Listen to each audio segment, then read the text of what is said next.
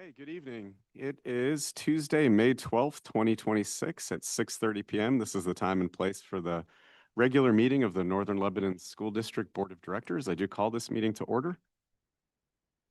We have a flag salute and a moment of silence. Director Williams. If we could stand, please. Pledge allegiance to the flag of the United States of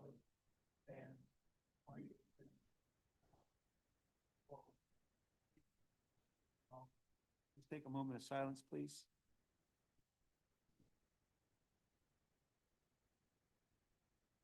Thank you. Thank you, Vice President Williams. I will be taking the roll this evening. Vice President Williams. Here. Director Blau. Here. Director England. Present. Director Fowler. Present. Director Klein. Present. Director Kreiser. And I understand she might be a minute or two late, so when she comes, if she does, I will mark her as present. Director Moyer. Here. Director Murray. Present. And I'm present as well. So we have at the moment 8 present, 1 absent, but as I said, I will mark her present when she arrives. Okay, this evening, first item on the agenda is presentations. I'm going to announce this month's Students of the Month, and then we will later recognize all of these great students that are here in the room with us this evening. So the high school Students of the Month, or I guess, yeah, Students of the Month for May are Tanner Hostetter and Tucker Reiber. I hope I pronounced that name correctly. This award is sponsored jointly by the Fredericksburg and Jonestown Lions Clubs. The middle school student of the month for May is Samuel Klein. The Northern Lebanon County Rotary Club sponsors this award, and he will be recognized at a future Rotary Club meeting. Superintendent's report, Dr. Messinger. Yeah, for my report tonight, it's May, and Dr. Ebert, we are here to recognize our students of the month throughout the year.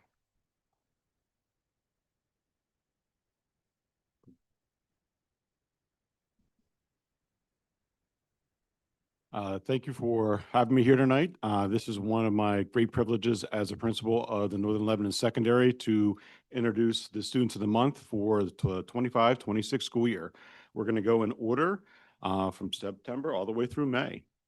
For September, we have Leah Ulmer.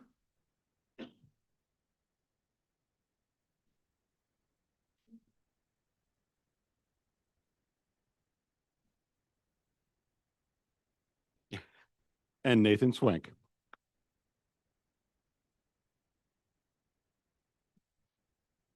There are several students that are not here tonight. As you can imagine, all of our students in the month are extremely busy individuals. That's why they get chosen for this. So there are a few that are not here. For October, we have Claire Borky.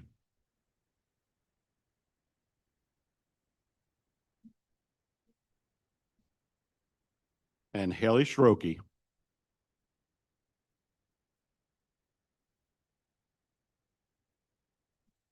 For November, we have Kaylin Harmon.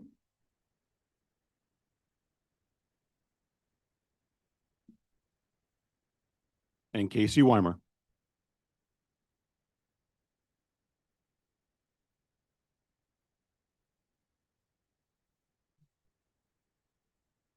For December, we have Jace Felon.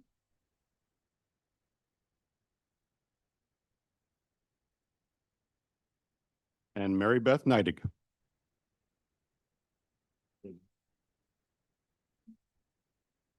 For January, we have Colin Cheslock. And Anna Lonkin.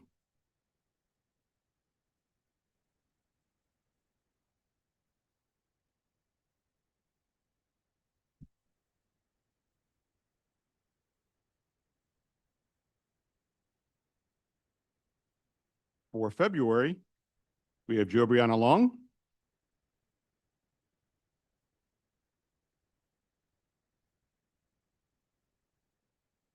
And Rachel Troop.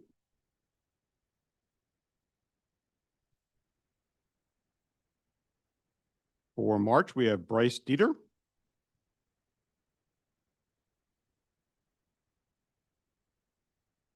And Alexis Schreckengost.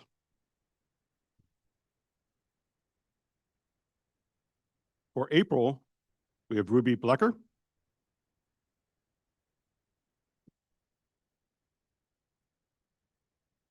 and Isabella Ortiz.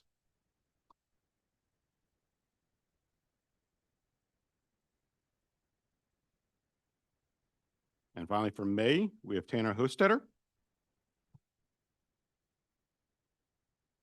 and Tucker Reber.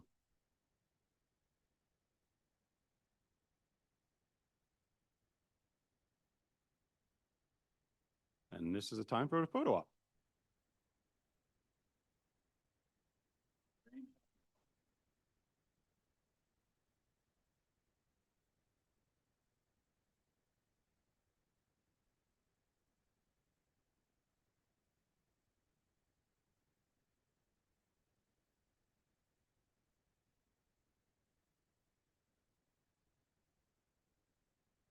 Students, we know you guys don't want to be here, so you are welcome to go. Give you a minute or two to make your way. Thank you.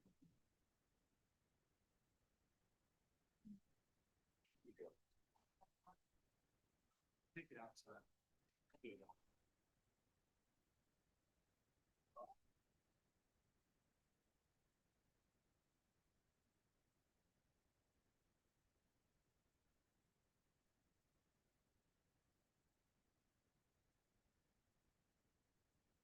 All right.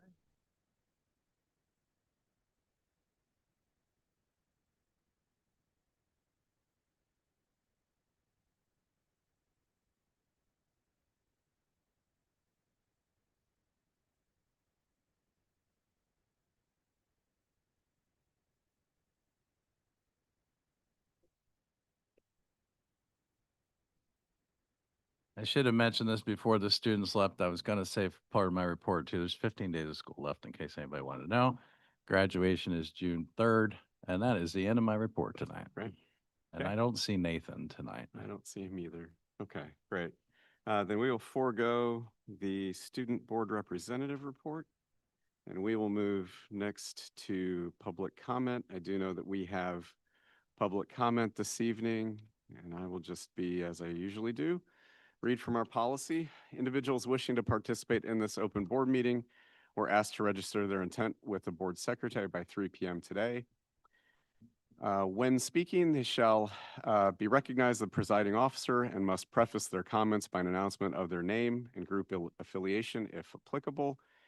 Each statement made by a participant shall be limited to 4 minutes duration. No participant may speak more than once on the same topic unless all others who wish to speak on that topic have been heard. All statements shall be directed to the presiding officer. No participant may address or question school directors individually. As the president, I do reserve the right to interrupt or terminate a participant's statement when the statement is too lengthy, personally directive, abusive, obscene, or irrelevant. All other standards governing public comment are listed on policy number 903 of the board's policy. We do have 3 items for public comment this evening. Ms. Ingram, I know that you signed up twice, so I'll let you go first and then I'll have you close as well.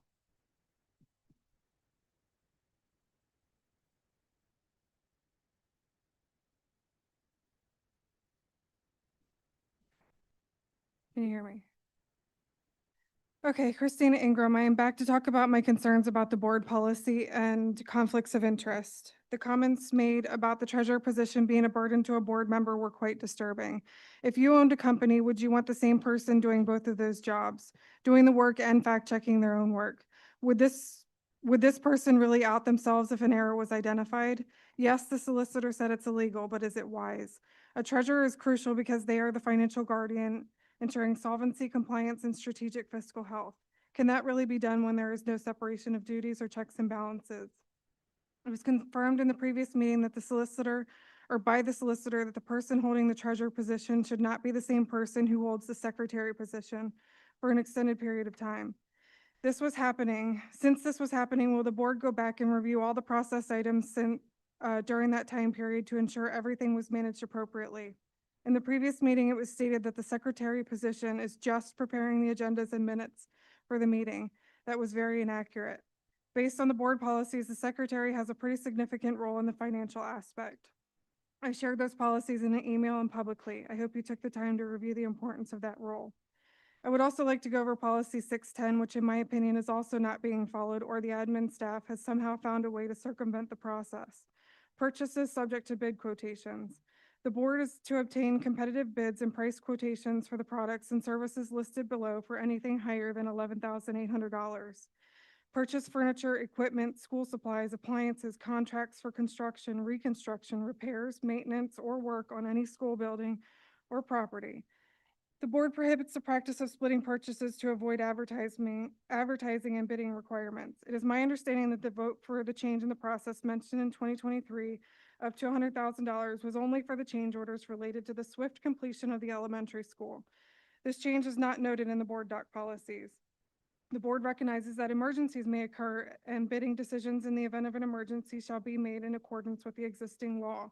There are several occasions in the previous meeting recordings where this process was not followed for items, some well over $100,000, that in my opinion did not meet the emergent definition. The admin staff advised the board of what they were doing, but no board votes or solicitations were presented. Is this why admin staff continuously pursue moving funds into the capital projects fund? Board members have questioned previous requests, but they were received with an immediate and unsettling snapback from the admin staff, such as, quote, "It is required, we need to get it done." It is another example of the imbalance of power that many people are seeing. In my opinion, many of those things did not follow the policy, and the board, at the time, let it go. The board only authorized the district maintenance personnel to perform duties under $11,800 without board approval. I have requested all repair or maintenance orders approved or denied for the last several years. I also want to note that the proposed donation amounts to the township to complete the sidewalk project along the airport road. Wouldn't that have to come to the board for approval first? The letters have already been sent to the township and the meetings had taken place. Is the board aware of the proposed amounts? Thank you for your time. Great, thank you. Okay, second public comment is Mr. Jonathan Lum.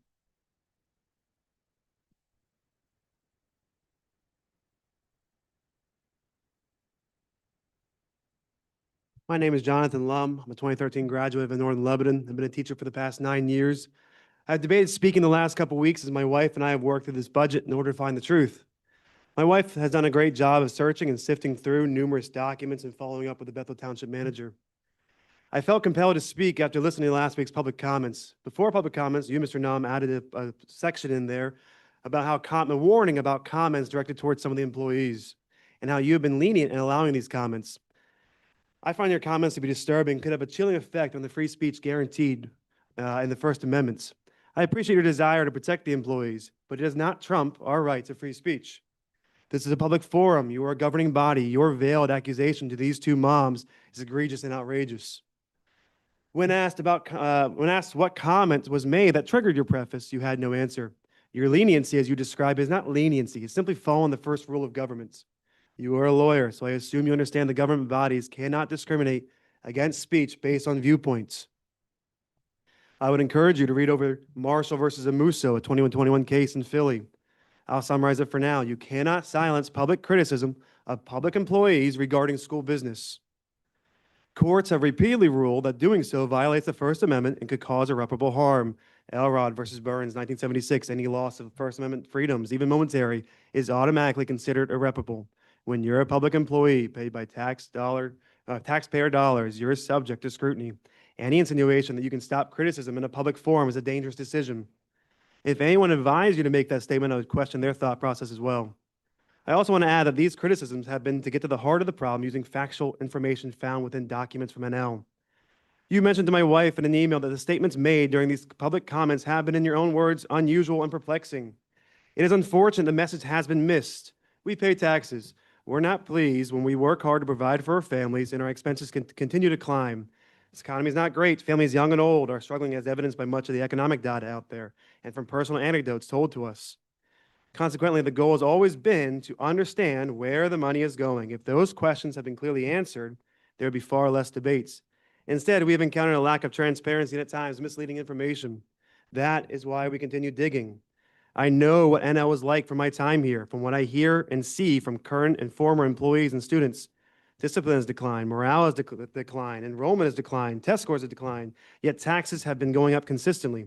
We have heard from multiple people that it was due to lack of increased taxes from the last school board. That was 9 years ago. You cannot keep using that as an excuse. You have over $10 million in your general fund, mostly raised over these last 9 years. Yet by your own projections, even with yearly tax increases, your fund will essentially disappear within 8 years. The reason for this unusual and perplexing search has always been about accountability.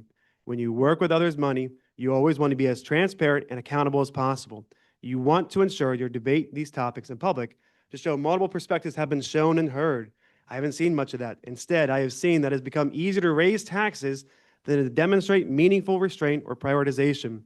I would encourage the school board to start listening to these concerns instead of disregarding us or calling our search for truth unusual and perplexing. You are elected by the people, for the people. You are increasing the difficulty for people to survive in this economic climate. I implore you not to avoid this issue and take a serious look at balancing the needs of the school and the community. Thank you. Thank you. Thank you for the criticism. Appreciate it. And Mrs. Lum, I'm sorry, Mrs. Ingram.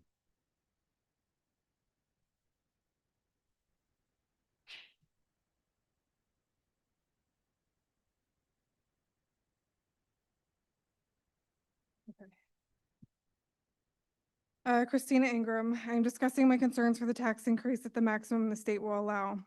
Last week, I thanked Stacy for the no vote in 2023. This time, I would like to thank Directors Kreiser, Moyer, Blau, and Williams for their continued no's in the years thereafter. I pray that the rest of you will keep the promises made during the first few excessive increases and allow the increases to return to more fair amounts. I would not be up here, and many residents would not be as angry had you kept your word. Based on the January presentation, the additional revenue needed was just above $739,000. With all the recent changes, is that number still accurate? Based on that number, a 2.8% increase was stated to be just above static increase with an additional $35,000. The static increases include all bond payments, the cyber school, and salary increases. The revenue beyond the 2.8% was supposed to be for the list of wants. So if you take the amount for 4.2% minus the 2.8%, you get an excess amount of $347,500. The recent list of wants included a social worker and grounds equipment. What does the other grounds equipment consist of? Was a specific list ever provided? Are those things necessary or truly meet the end-of-life expectancies? What are the projected costs of said equipment? Will the policy 610 be followed for those purchases? In the proposed budget, grounds and maintenance expenses increased by $195,000. I see that you added two other options to the tax increase amount. Who decided on those particular numbers? That is an awful range of numbers for comparison. It seemed like a manipulation tactic to make the board members think that 3.75 is the only other viable option. Actually, the board can choose any other number they deem appropriate. I am not even going to address 3.99%. The 3.75% would still give an excess of over $277,000. Again, I ask, what will that be going towards? Many of you over the years used the 10-year projection to defend your decision to vote for the excessive increases. Many other schools do not use extended projection plans due to the amount of variables involved with them. One quick change would throw off the entire projection. For example, the real estate tax change, the escrow money, and lower CTC project costs. Personally, I would not use that as a sole resource when planning for future funding. I would spend more time reviewing and trending the yearly budgeted revenue and expenses and identify areas of excess or opportunity. I hope you review the yearly comparisons and fluctuating or inconsistent numbers. You also consistently mention the change in the charter school costs. The tuition amounts are not just made up numbers by someone at the state level. The tuitions are calculated using PDE 363 formula. It is derived directly from each school district's reported per pupil expenditures. The tuition rate paid by the school for a student is not set by the cyber school. It is established by the district based on its own spending levels. That formula excludes several significant cost categories: transportation, facilities, capital expenses, and debt service, so the school would not be responsible for paying those portions to the charter school. I have asked this question several times and have yet to get a direct answer. Does the school deduct those expenses when calculating the per pupil tuition rate? I also want to mention that if you receive a group of anonymous letters or emails supporting something that most residents disagree with, you may want to check their origin. You might find that they are coming from inside the house. Anonymous letters cannot always be trusted. Thank you. Thank you.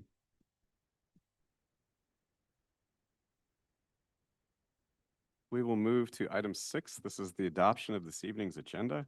Agenda was posted publicly, and all directors have had an opportunity to review it. Is there a motion to approve this evening's agenda? Motion to approve tonight's agenda? Thank you, Director Murray. Is there a second? Second. Thank you, Director Blau. Is there any discussion? Okay, hearing none. All those in favor of adopting this evening's agenda, please indicate with an aye or yes. Aye. Any opposed? Okay, hearing none, my vote is also yes, so that motion carries unanimously. We'll move next to the consent agenda, which was established at the committee meeting last Tuesday. Dr. Messinger, would you like to walk us through that? Just ask that you would approve that as presented. Okay, is there a motion to approve this evening's consent agenda?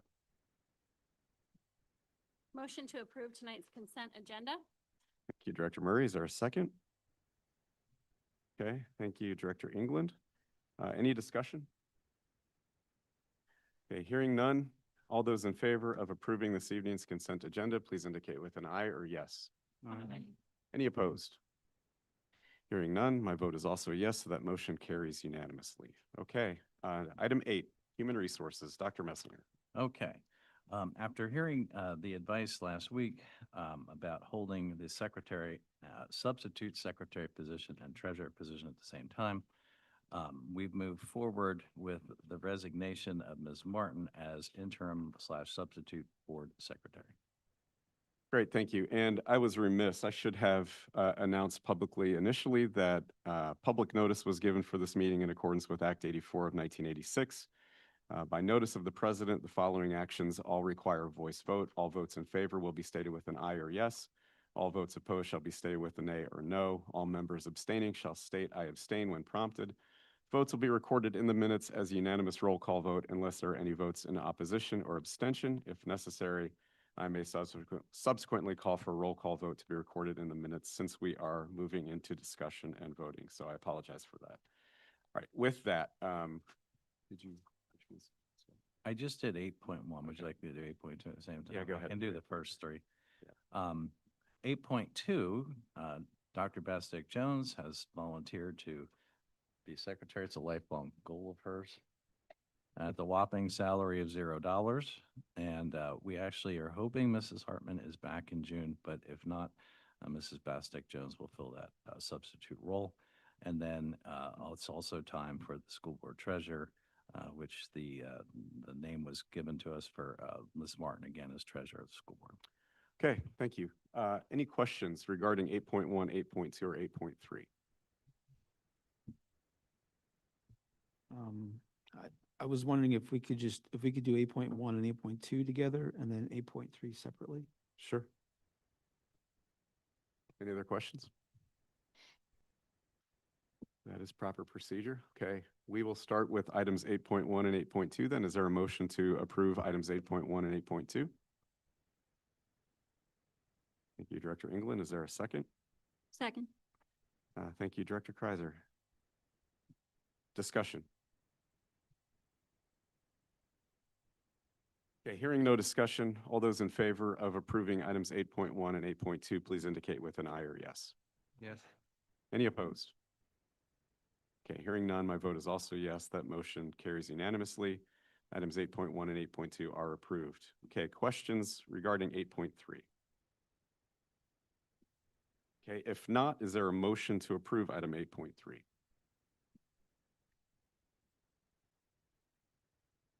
Motion to approve 8.3? Thank you, Director Murray. Is there a second? Second. Thank you, Director Blau. Discussion. I just want to say something very quickly regarding this. This isn't necessarily about board members being overloaded with work or anything like that. As board members, we have the opportunity to talk to Leanne anytime we want. We have the opportunity to sit with Leanne and ask all the questions that we want. So she has made herself an open book and an open door to every board member. And so I see nothing wrong with her continuing serving as a treasurer mainly because, or simply because, we have direct access. We can look at the books, we can look at anything that we want to look at regarding the financial status of the school district at any time we want. And Leanne has been very cooperative in that. So that's all I got to say about that. Thank you. Further discussion? Okay, hearing none. All those in favor of approving 8.3, please indicate with an aye or yes. Any opposed? Okay, hearing none, my vote is also yes. Motion carries unanimously. Okay, 8.4. We ask that you would approve Randy Carpenter as a general education aide, Group 1, starting date on May 18th. Also, the final elementary 25-26 co-curricular positions are attached for approval as well, so we can pay them. Questions regarding either of those two items? Is there a motion to approve 8.4 and 8.5? Motion to approve 8.4 and 8.5. Thank you, Director Murray. Is there a second? Second. Thank you, Director Kreiser. All those in favor, please indicate with an aye or yes. Aye. Any opposed? Hearing none, my vote is also a yes, so that motion also carries unanimously. Okay, item 9, Budget and Finance. Yeah, 9.1, 9.2, and 9.3 are motions for the budget, and here for your discussion. Okay. So what we are going to do is we are going to handle each one individually. In the event that 9.1 does not pass, we will move on to 9.2 and so on until we arrive at an approved final budget. If none of the three pass, then I will receive motions to approve an alternative item. And just for clarity's sake, I want to note that after the committee meeting, individual board members, as they are entitled and permitted to do, reached out to the superintendent and to the president of the board to ask to have these additional items placed on the agenda. There was no discussion, there was no conversation between any board members. Those were proposals based on board director's authority. The president and the superintendent, working with the secretary, have the authority to approve items on the agenda, and that's what we did. So that is the explanation for how those three items, those two additional numbers, made it onto the agenda. Okay, we will start with final budget 4.2, item 9.1. Any questions for Dr. Messinger or the administration regarding item 9.1? Okay, hearing none. Is there a proposal to approve item 9.1? A motion, sorry. Is there a motion? Motion to approve 9.1. Thank you. Director Murray, is there a second? Thank you, Director England. Okay, discussion.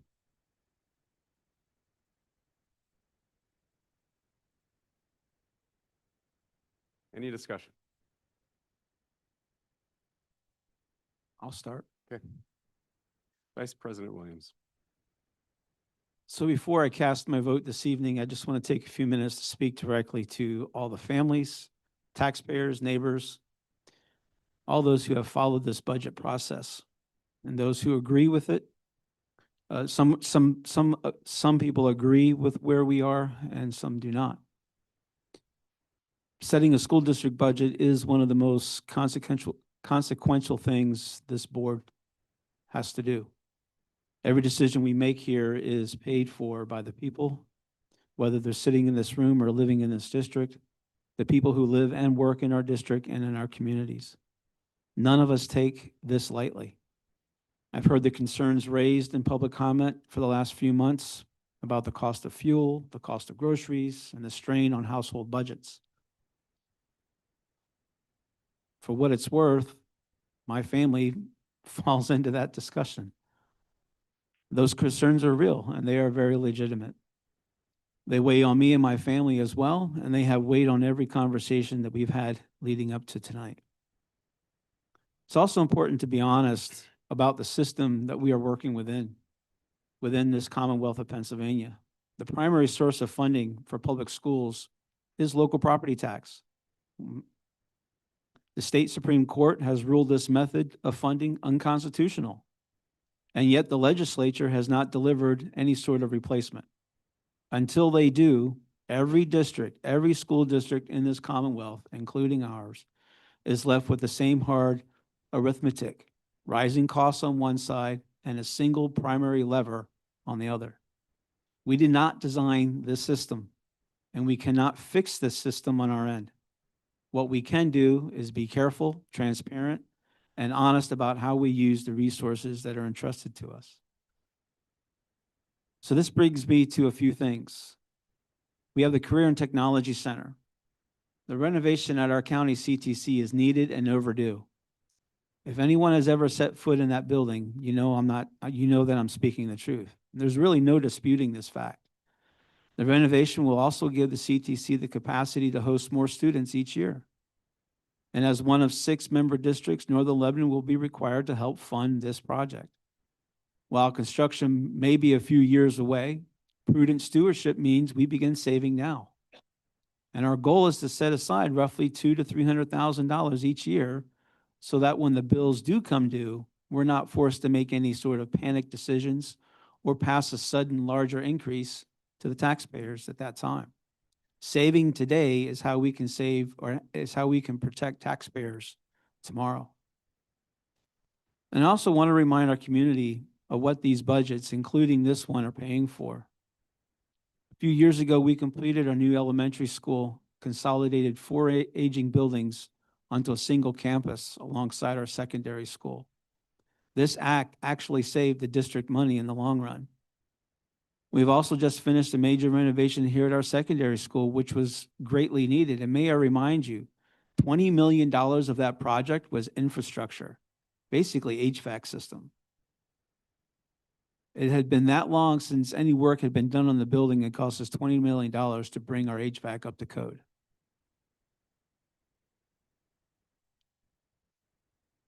We still have some punch list items to complete, but basically the major renovations are finished. This budget includes the bond payments on those construction loans. Some residents have welcomed these projects, others have not. And both responses are understandable. But our job is to give every Northern Lebanon student a building and the technology inside it that lets them do their best work. And that is exactly what these investments do. And they are investments. And by doing these necessary projects now, the school district and its residents and students will be better prepared financially to address its needs in the future. I've also heard some concerns about money spent on gyms and athletic fields and other extracurricular facilities. So let me speak plainly about what's happening on this campus.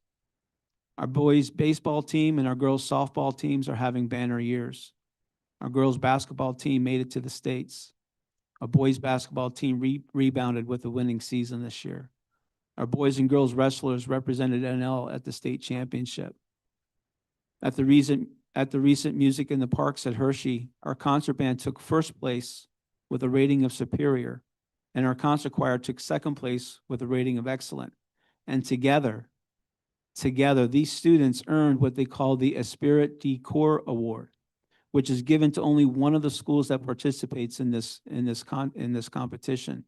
It recognizes the respect, the professionalism, the camaraderie, and the teamwork that the festival staff and volunteers observed in our students. To me, this is the biggest accolade for our students because their character well represented our district at this competition. And we also have one of the strongest FFA programs in the state. Are we perfect? No, by no means are we perfect. And we don't pretend to be perfect. While our overall test scores have not yet reached our desired goal, we are seeing significant improvements in some areas.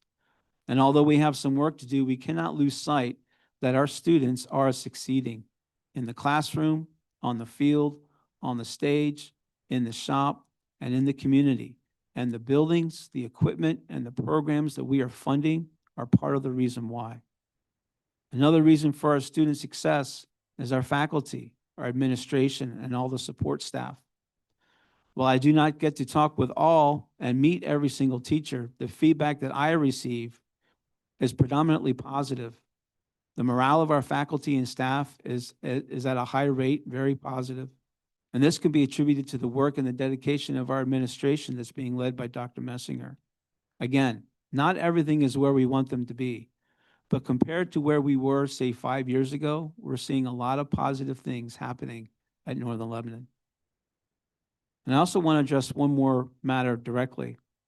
And I want to choose my words as carefully as I possibly can.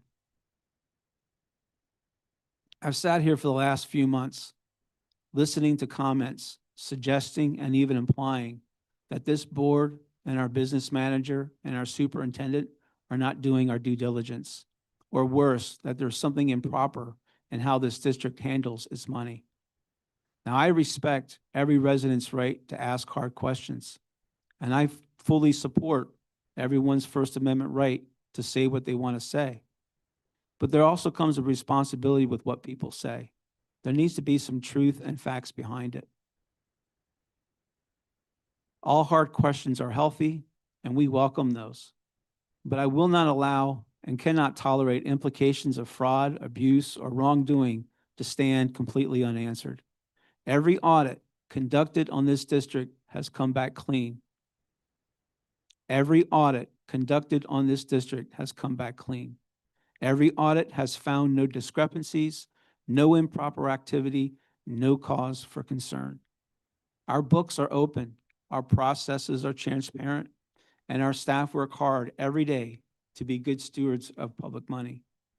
Disagreement with the decision is fair. An accusation of misconduct without evidence, however, is not. Again, this does not mean that we or the administrators are perfect. We are all human, and all humans are prone to make mistakes. So if you look hard enough, you might find a mistake, because mistakes will be made. But to imply or suggest any malicious intent is unwarranted and shameful. Now, on the rate itself, I've studied the proposal of the 4.2% increase carefully, and I appreciate all the work that's gone into it. And I appreciate over the last month or even the last week that our business manager was able to kind of put some numbers together for the other proposed rates. This 4.2 sits at the maximum allowed for this budget year, and that by itself is certainly worth taking a pause. And I agree that a rate increase of 4.2% provides us the best opportunity to set the district up for success and financial stability for today and for the future. After reviewing the numbers with our business manager, however, I am persuaded that a 3.75% increase is sufficient to meet our obligations, including setting funds aside for our portion of the CTC renovation, without having to dip into any reserve funds to balance the budget. We may only be able to set aside $200,000 this year rather than $300,000, as with the 4.2% increase. But we are still a few years away from needing to fund that project, and our projected obligation is lower than earlier projections. Admittingly, a 3.75 rate will be very tight, but it will work, and it will meet our obligations for this coming year. So anything below this rate would not be a financially wise decision for the district. To put this in a perspective that most people can understand, a 3.75% rate increase would increase the annual payment for the average homeowner about $124 a year, or $10.33 per month. A 4.2% rate would increase the annual payment for average homeowner roughly $139 a year, just $15 more than a 3.75. This comes out to $11.58 per month. So as for the effect on the homeowners, we are looking at roughly a $15 difference per year, or $1.25 per month. Hopefully this puts 4.2% in a better perspective. So while a 3.75% looks better than 4.2 on the surface, there's not a great difference between the two. However, I believe we owe it to our taxpayers to take only what we genuinely need, so I am advocating for a 3.75% rate increase this evening. And regardless of what decision is made here this evening, Northern Lebanon will remain one of the two lowest millage, will still have one of the two lowest millage rates in the county. So to the residents of Northern Lebanon, I thank you. thank you for caring enough to come, to call, to write, to push us to do this work and do the work well. We will keep showing up. We will keep opening our books, and we'll keep making the best decisions that we can for the students and the families of this district.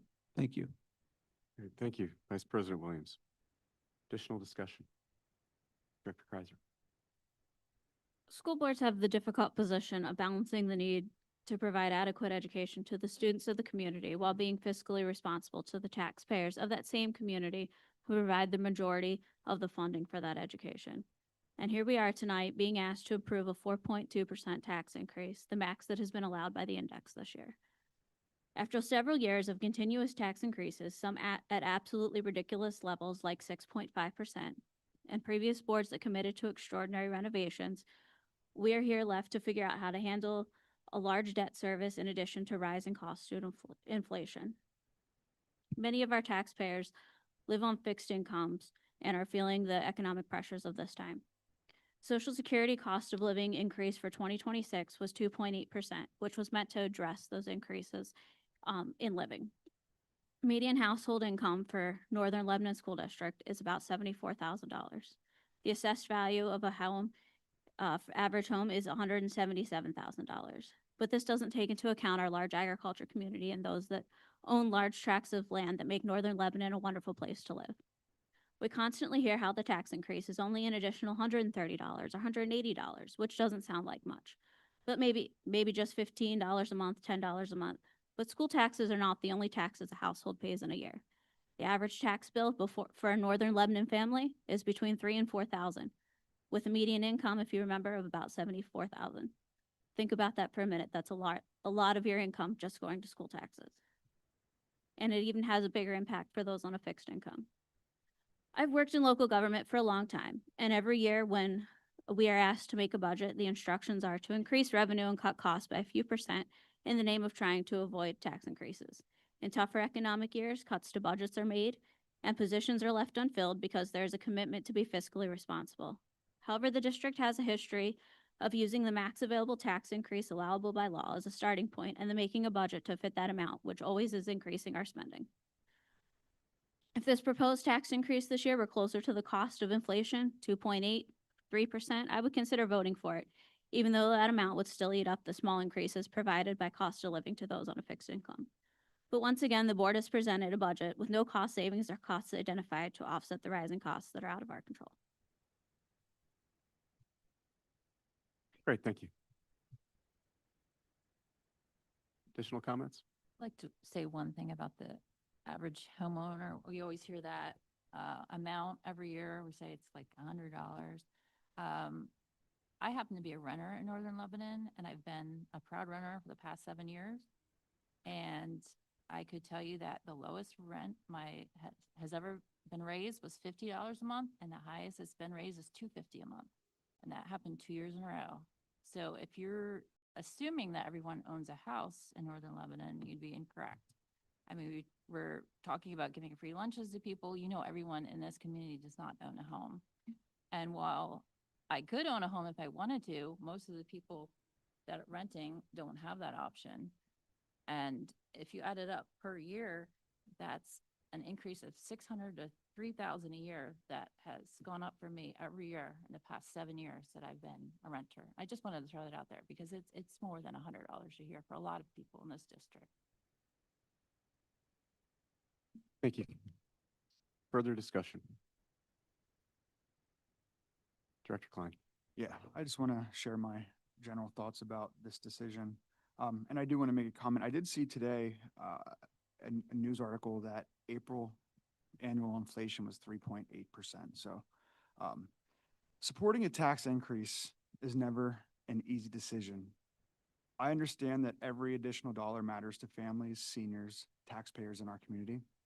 I live here too. I also feel those pressures. I also recognize that financial pressures impact people differently. Like many in this community, I have extended family members in different stages of life. Young families trying to get started, retirees on fixed income, and people working harder than ever just to keep up with rising costs. I didn't sign up for this role, because it was easy. I did it because I believe Northern Lebanon could be better and because I care deeply about this community. This is where I grew up. This is where I built my identity. And like many of you, I carry pride in this place that stays with you long after you leave. I've always been proud to call Jonestown and Northern Lebanon home. I've told people for years that this is one of Central Pennsylvania's best kept secrets. The reality is that the financial environment today is not what it even was 7 years ago. Inflation has impacted nearly every part of our budget. These increases are not theoretical, they are real, ongoing, and are outpacing what districts can absorb without making difficult decisions. I believe maintaining a healthy fund balance is one of the most responsible things we can do for the long-term stability of this district. Nobody likes tax increases. I don't like them, but avoiding them doesn't make the problem go away. It only pushes it down the road, strains future board members and the next generation. It's also important to remember that school taxes don't leave this community.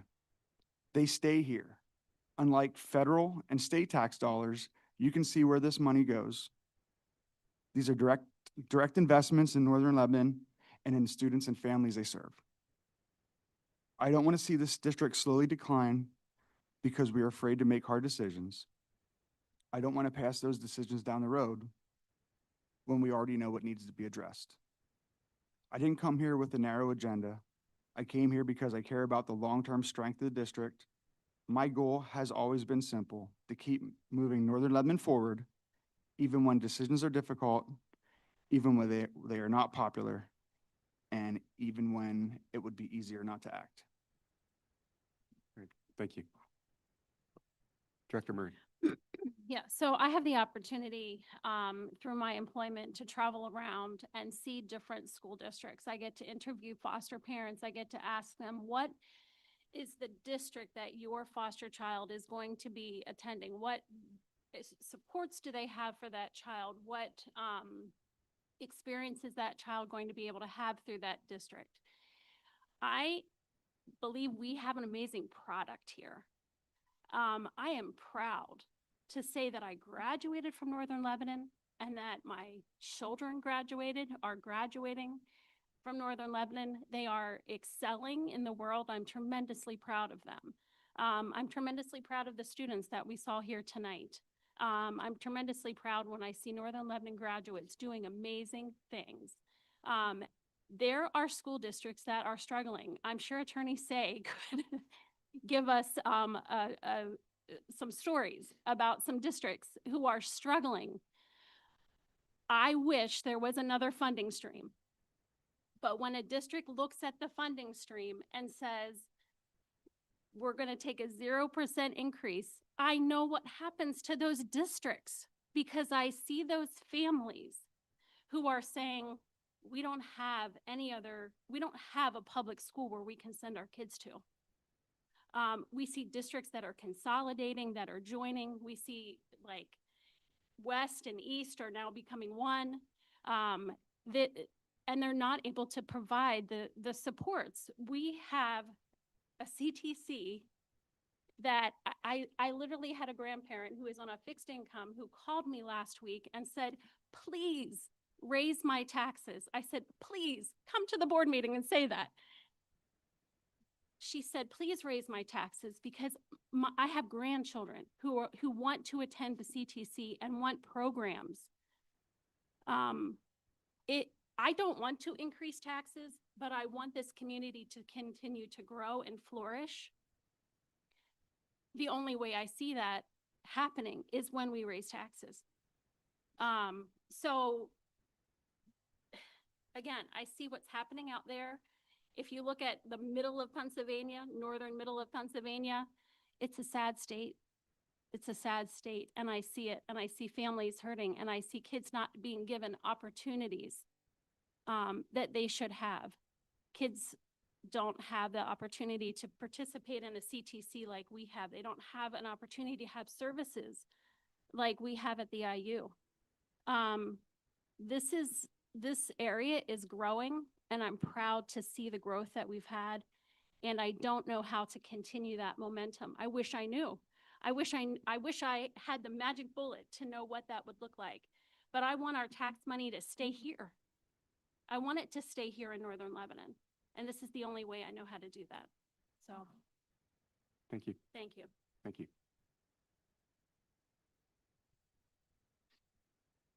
Further discussion?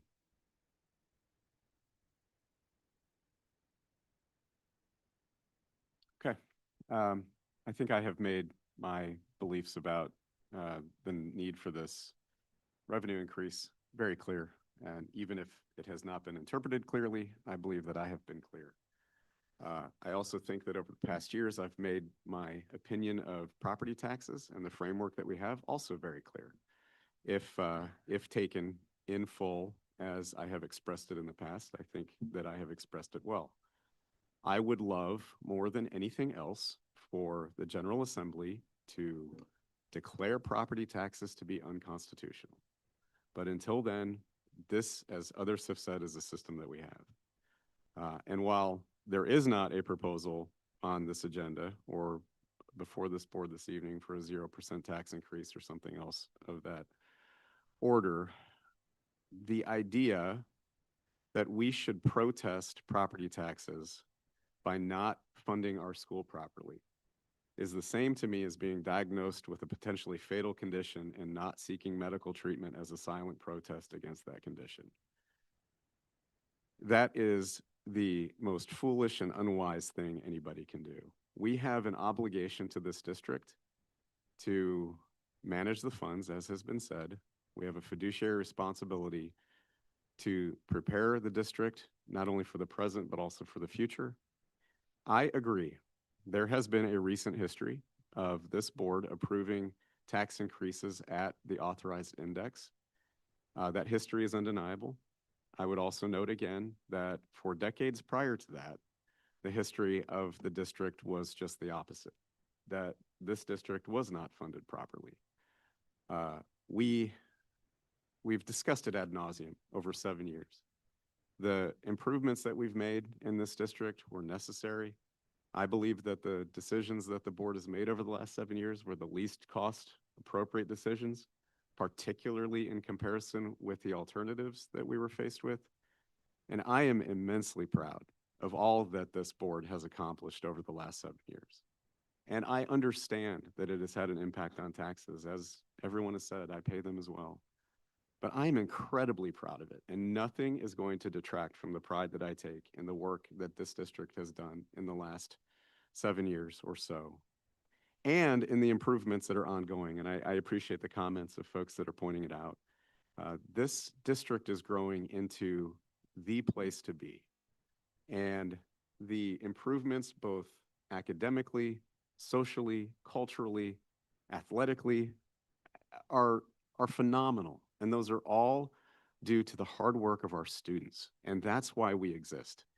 You know, I've said this in multiple board meetings as well when we talk about the budget, that every school district primary job is to balance competing interests. It is the hardest job to do.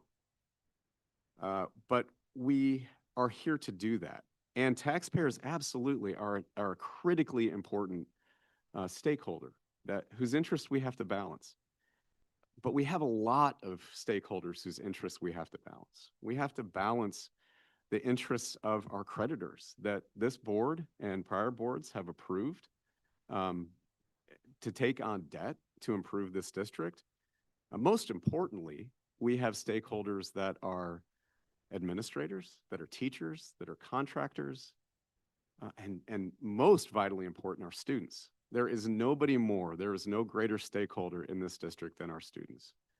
And I am not interested in cutting off their nose to spite their face. I am not comfortable with tax increases, but as I said last year, I believe that in the immediate future, this district is realistically looking at consistent tax increases of around 3.5% until we can get the funding and our debt service to a level where those increases can drop. Last year, we approved a 2.75%. I said at the time, I thought that was too low. It proved to be a little too low. and we had to move to our fund balance to fund the district. At 4.2%, and I've said this, we are at 3.5 over the last 2 years, which is fully consistent with the level that I anticipated and thought would be necessary.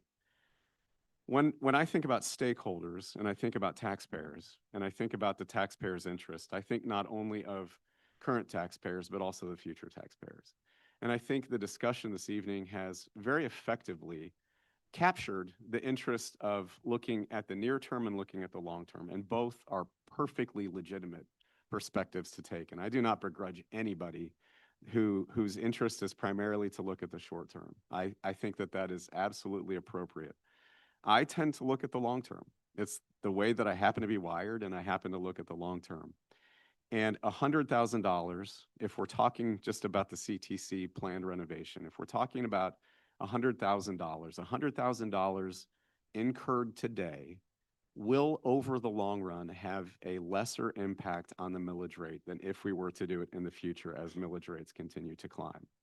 So that is just a reality as I look to the future. And I would rather not, if we can avoid it, saddle that obligation to a future board. But again, I don't begrudge anyone that takes a competing view. As was said, I do think that we can operate at a 3.75%. Obviously, we can operate at 3.99% if we can at a 3.75 and a 4.2 as well. It really does come down to, as we discussed at, I believe at the committee meeting, it really does come down to this district's share of the CTC. And we started out when we learned that the CTC was going to have to renovate. I believe the number was 87 students. The CTC turns away 87 students a year because they can't accommodate them. That is lost opportunity. That is lost futures for terrific kids that need an alternative and a better path. And the CTC requires that investment. We are obligated to contribute to that share of the investment. And I think $300,000 incorporated in the budget is reasonable to do that. I'm also sensitive to the comments that not everyone is a homeowner. Those rental agreements, I can't do anything about those rental agreements. That's not within our power to control. I'm also quite sensitive to the plight of those on fixed incomes, and to anyone on a fixed income that reaches out to me, I always direct them to the Pennsylvania Department of Revenue Property Tax and Rent Rebate Program. That if citizens and homeowners, and I believe even renters, I could be wrong on that, but I believe folks, if they qualify, are able to get tax abatement from the state. That's property tax abatement. That's real help. With all of that said, this does come down essentially to CTC in my mind, and it's a question of whether we want to move in the interest of the short term or the long term. And I fully support a vote at any of these three levels. But it is my opinion that we should take on the hard work of planning for the future now so that a future board does not have to do that. It is possible that Harrisburg and the General Assembly may pass relief. They may come through. It's been 3 years. They may come through. And I hope that they do, and in which case we'll have a different story to tell next year or the year after, but they may not come through. And I think we need to be cognizant of that as well.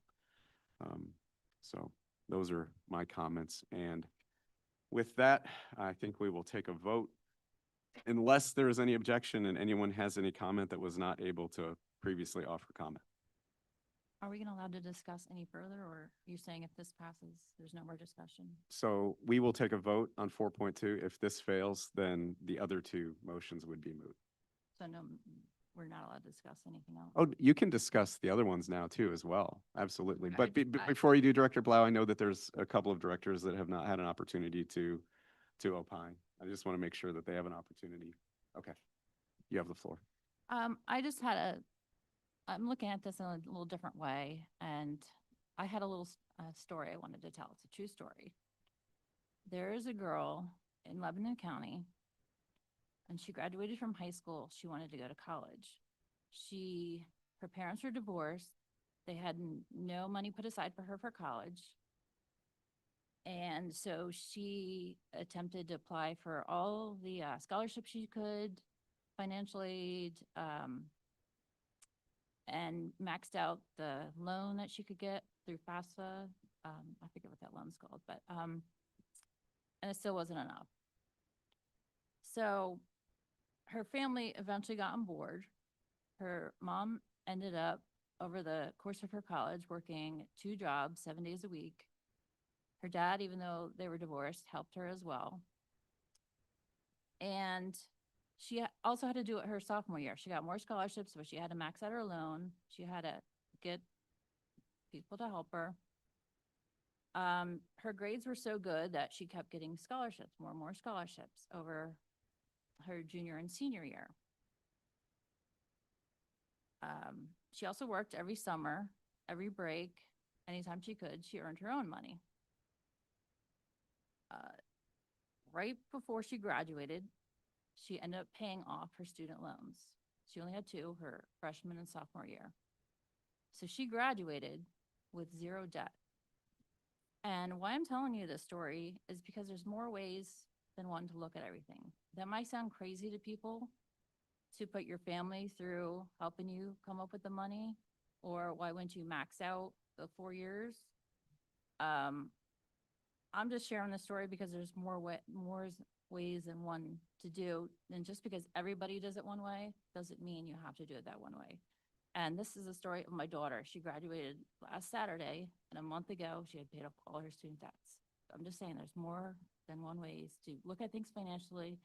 And I myself, as a board member, I know I haven't dug as deep into the finances I need to. And I think, I can't prevent a vote from going as high as 4.2% this year. I think, that's probably going to go through. But I do think as a board, we need to dig deeper and look a little harder and be a little creative and try to find different ways to come up with the money we need and where we can save or not spend or put things off. Thank you. Great, thank you, Director Blau. Any further discussion? And I would note, because that was an excellent point of order, that discussion of the 4.2, in the event that this motion passes, there will be no further discussion on the other one. So if anyone would like to discuss the merits of the lower increase proposals, now would be the time to do so. I was going to ask some questions with those, but can I ask some questions with Yeah, the 4.2? absolutely. Under the 4.2 packet, Leanne, the debt payment increase of 400,000, is that because of the first citizens of the new payments? Bond payments, or It's partially because of that, but also because we are still in our last year of the bond payments increasing as well. Are you referring to the 417,000 that I said in the future budgets? no, it just says that debt payments increase of 400,000. I thought maybe that was the first citizens that we. Oh, the loan. next year for 27, 28, it'll be increasing that due to the First Citizens loan. But the $400,000, there is $122,000 that is due to the First Citizen ones in the 26, 27 budget, and the rest of that is due to the prior bonds. Okay. And then I know I sent an email to you and then you responded. I just want to say it again. With the Bethel Township escrow of 1.45 million going to the capital reserves, would it be okay if you do it, the 1.5 go to the unassigned general, or can you do a split with that? What are you recommending on the board on that? Well, I mean, previously the recommendation was to put, I think, $200,000 towards the healthcare reserve. And That's the next one. oh, sorry. So my recommendation then for the amount, what was to the, 1.45. Yeah, was to the capital project reserve account. okay. And was that to help pay for the loan for the First Citizens? Yes. All that money is gonna go towards the principal then? With board approval, yes, that would be my recommendation eventually. Okay, yeah. and then the next one is the healthcare. The healthcare fund is in a very financial shape. Is there a reason why we need to move additional 200,000? I mean, you have $1 million there. Your healthcare expenses for the year, about 5 million, average per year. And, my recommendation was to increase that a little bit more because next year We are budgeted below what was recommended, and I wanted to have an extra cushion there in case it goes up there. So we're self-funded with our health insurance. And like I said, I could agree with you to not just put the $200,000 over into the capital reserve as well. My recommendation was just to make that a little more sound, since next year I did say we have some risk with our health care in the budget and where we budgeted at. But we're self-insured, so we cover for every individual that is on our plan, the first $150,000 of expenses. So, that's, I mean, we had a preemie, cancer, heart surgeries, anything like that, we are responsible for the first 150,000. So it's just a couple individuals that could cause us to get up to that $1 million. But again, we have not had to use that in prior years. So I could certainly be okay with transferring that to the capital reserve as well. That would be a board decision. All right, thank you. That's all. Thank you. Thank you. Additional discussion? Okay. So what we will do is we'll take a roll call vote on item 9.1. And in conference with solicitor, just so that we're clear on this, a vote yes for 9.1 is functionally a vote no for 9.2 and 9.3. That way, if this motion passes, then the other ones are moot and we will not have to proceed with any procedure on that. And then alternatively, if 9.1 fails, then a vote for 9.2 a yes vote would be a no vote for 9.3. Okay? All right. Thank you. Dr. Bastick-Jones, may I please have a roll call vote on item 9.1? Yes, Director Kreiser, No. Director Moyer, No. Director Fowler, Yes. Vice President Williams, No. Director Blau. No. Director Murray, Yes. Director Klein, Yes. Director England, Yes. and President Nam. Yes. So that's 5 yes and 4 no. Okay. Motion passes. And per policy, we are required to have a majority of the full board, and so that motion does pass. Okay, thank you. Okay, with that, then item 9.2 and 9.3 are moot, and we will move to item 9.4. Yeah, the last four actually are related to services. The Vista School, the first one, 9.4, approve the Vista School regular school year educational services contract. 9.5 would be our CAIU agreement for school age education services. 9.6 would be to approve the student agreement that was posted for the board. And then 9.7 would be the WellSpan Philhaven Mental and Behavior Health Agreement. Thank you. Any questions regarding 9.4, 9.5, 9.6, or 9.7? Okay, hearing no questions, is there a motion to approve 9.4, 9.5, 9.6, and 9.7? Motion to approve 9.4 through 9.7. Thank you, Director Murray. Is there a second? Second. Director Blau, I heard you first. So Director Blau is the second. Any discussion regarding any of those items? Okay, hearing none, please indicate with an aye or yes if you agree to approve of 9.7. Aye. Any opposed? Hearing none, my vote is also yes. That motion carries unanimously, and I apologize for the funky way that I asked that. All right. Dr. Messinger, anything on items 10 through 13? Those are all our committee reports. Okay. So Director Klein with the Okay. CTC. CTC report, Director Klein. Yeah, Director Klein.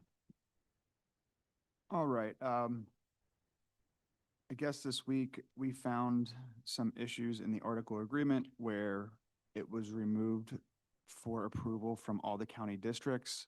I'm not exactly sure of all the details, but I believe it has to do with the formula. I can speak to it.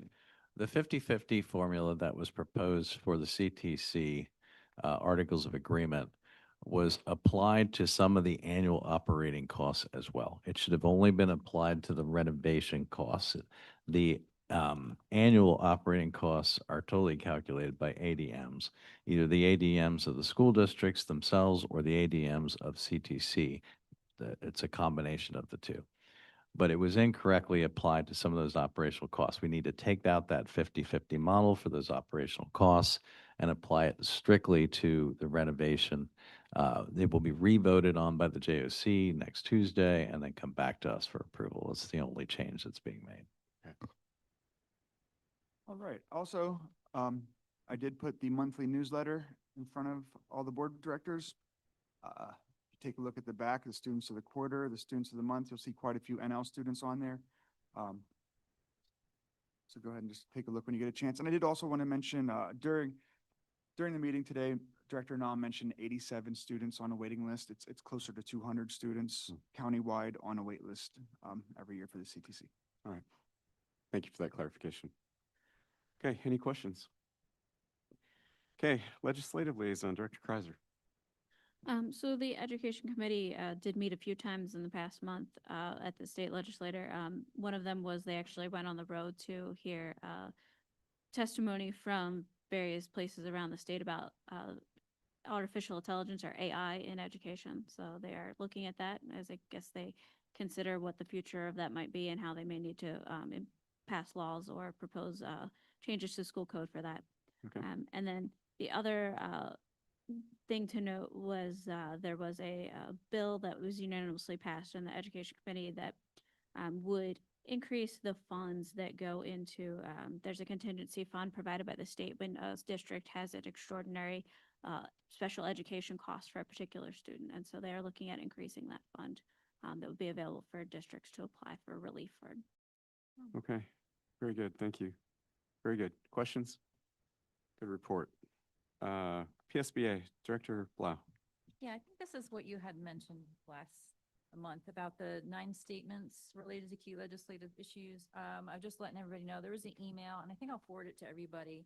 You can let them know what's important to you, from funding to mental health, the charter school reform. Rate them which of the 9 are the most important to you, and send it to them. And I mean, they do take it as far as feedback of what's important for them to focus on. There was so much this month. Let me see. Also, they have this section called Under the Dome where they look at things that are going on in the legislative arena and whether they support it or not. For example, there's one House Bill 1752 that evaluates whether the ACT and SAT could serve as alternate to the Keystone exams. And then it will tell you whether they support it or not. And this one was that PSBA supports the bill because it believes districts should have greater flexibility. The other interesting note, let me see. Oh,